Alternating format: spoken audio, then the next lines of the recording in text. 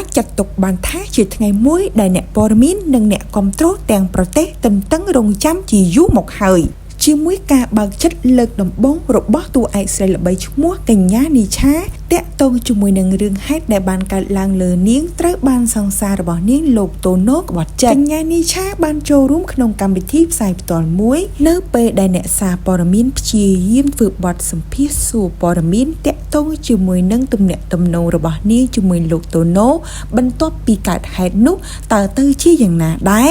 ប៉ុន្តែនីឆានាងមិនបានឆ្លើយតបអ្វីទាំងអស់រួមទាំងនាងមិននិយាយពីឈ្មោះរបស់លោកតូណូសូម្បីតែមួយម៉ាត់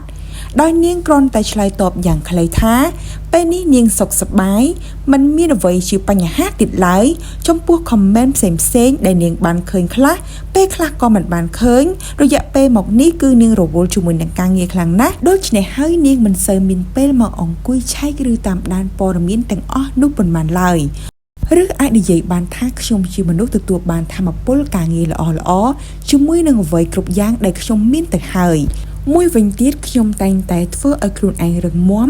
និងរីករាយពិតមែនខ្ញុំមានក្រុមគ្រួសារដែលល្អខ្លាំងណាស់អ្នកគ្រប់គ្នាក្នុងក្រុមគ្រួសារខ្ញុំតែងតែគ្រប់គ្រងនិង support ខ្ញុំជានិច្ចមកហើយនាងបានបន្តទៀតថាសូមបងប្អូនទាំងអស់គ្នាកុំបារម្ភអីខ្ញុំប្រើជីវិតបែបធម្មតាចំពោះរឿងរ៉ាវដែលកន្លងមកខ្ញុំសូមមិននិយាយអ្វីទាំងអស់សូមអរគុណខ្លាំងណាស់ខ្ញុំសូមនៅជាមួយបច្ចុប្បន្នបែបរីករាយនិងម្នាក់ឯងបែបនេះគឺខ្ញុំពិតជារីករាយណាស់ទៅហើយនិងសូមអរគុណចំពោះការបារម្ភសូមឲ្យអ្នកគ្រប់គ្នាមានតែសេចក្តីសុខទោះជាយ៉ាងណាក៏ដោយមហាជននិងអ្នកគាំទ្រទាំងអស់នៅតែមិនទាន់អស់ចិត្តដោយសារតែនីឆានាងមិនទាន់បានបញ្ជាក់ច្បាស់ឡើយថាតើទំនាក់ទំនងនាងជាមួយនឹងតូណូបានបែកគ្នាហើយពិតមែនដែរឬទេតែក្នុងរាយការណ៍ល្បីមួយដែលមានពិធីករល្បីឈ្មោះមុតដាំលោកបានបង្ហើបឲ្យបានដឹងខ្លីៗថា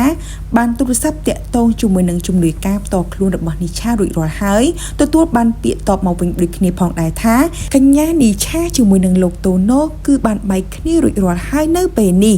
នីឆាក៏មិនអាចត្រឡប់ក្រោយវិញបានដែរព្រោះម្ដាយរបស់នាងនិងគ្រួសាររបស់នាងទាំងមូលហាក់បីដូចជាដាច់ខាតមិនទទួលយកទំនាក់ទំនងរវាងតូណូនិងនីឆាវិញបានឡើយកញ្ញានីឆាជាមួយនឹងក្រុមគ្រួសារបន្ទាប់ពីបានជួបរឿងធំមួយកើតឡើងនៅក្នុងជីវិតរបស់នាង